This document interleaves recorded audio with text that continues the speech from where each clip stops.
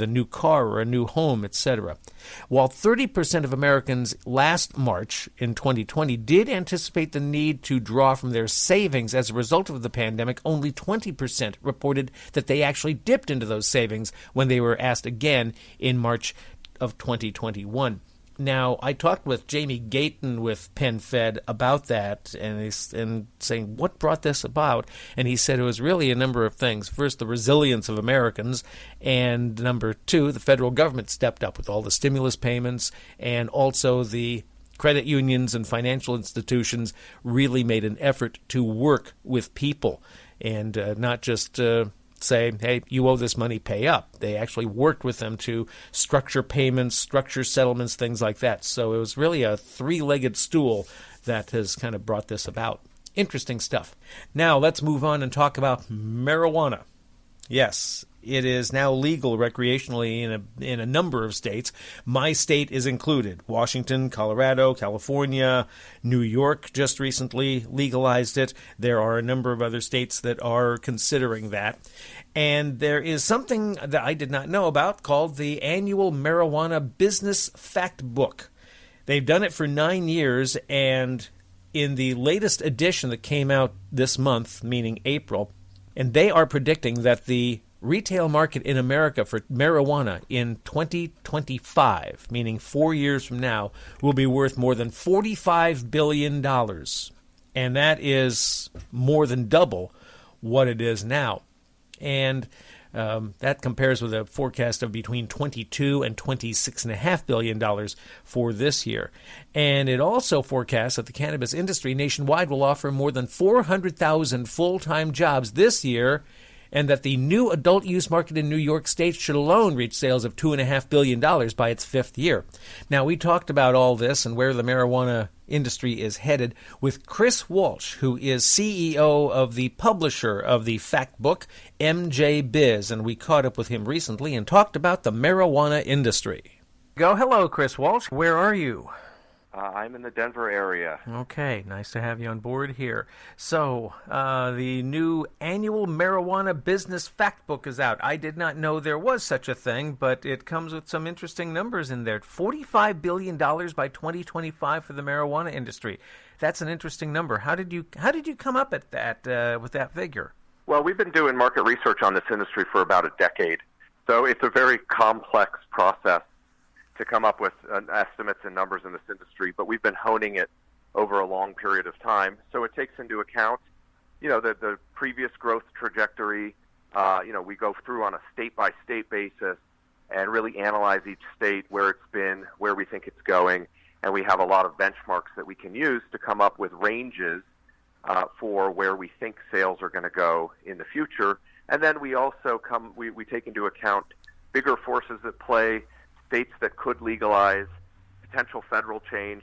So again, there's a wide range in our estimates, but it's really kind of a best case scenario and a more conservative approach so that people can kind of see it holistically.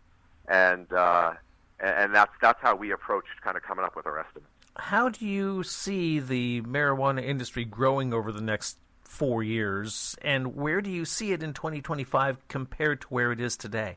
We expect tremendous growth, and traditionally we do try and take a conservative approach. In the cannabis industry, there's a lot of hype, and you have a lot of people who are putting bright, shiny numbers out there for everything. So it's really important to take a realistic look. Anyone can say it's going to grow by X percentage or be, $70 billion by a certain year.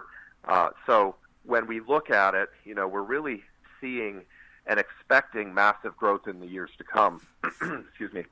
And likely a doubling of sales in the next couple years from, about 17 to 20 billion in 2020, and we expect that to hit 40 to 45 billion in 2025.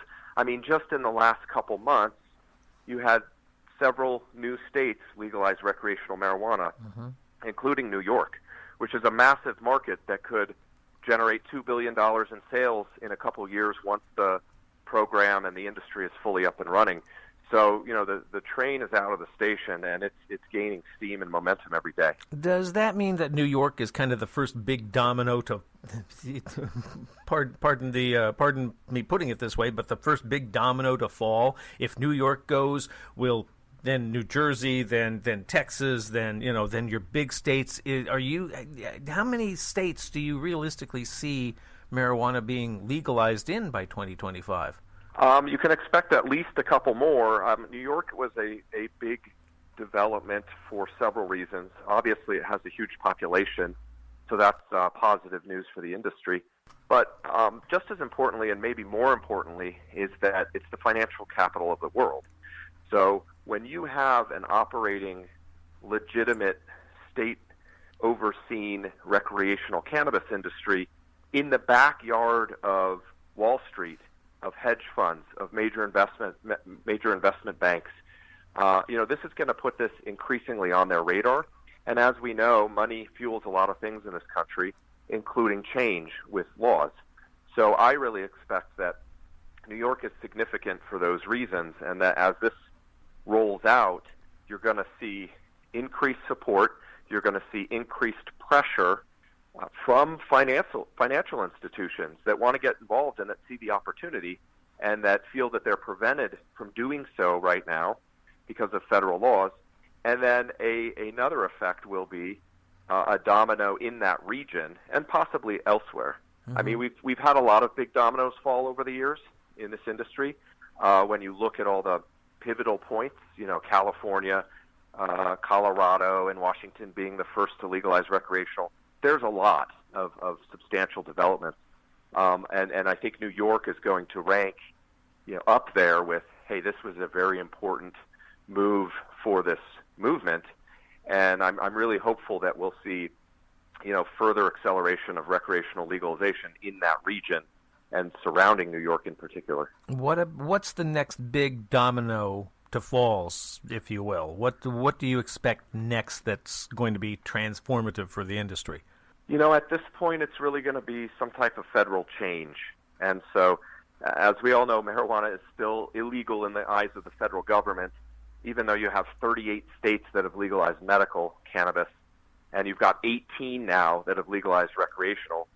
And even though you have this spreading across party lines with not only legalization in red and blue states, but also poll after poll after poll, whether it's done by a more conservative group or a more liberal, whether it's done in the South or the West, you see massive support for medical marijuana legalization, which is over 90% in this country, and you see massive support and growing support for recreational marijuana legalization, which, depending on the poll, is 60 to 70% of the nation, and in some states that haven't even legalized yet, it's higher.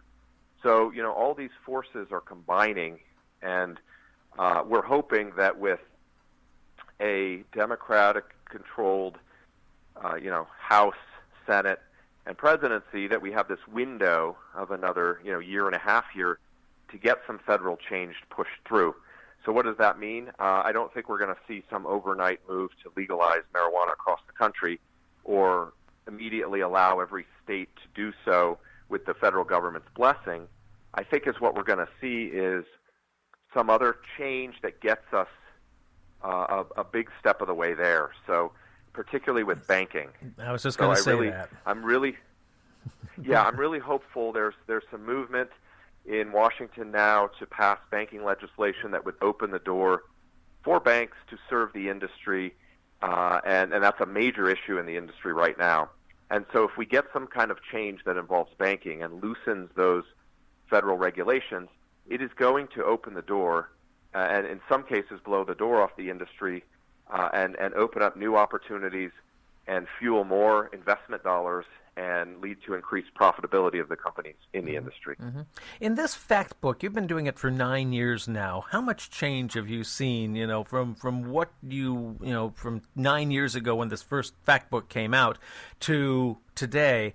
Has the change been faster and more profound than you expected it would be, say, 9 years ago? 100%. When we started, this was a brand new emerging industry with a lot of question marks around it.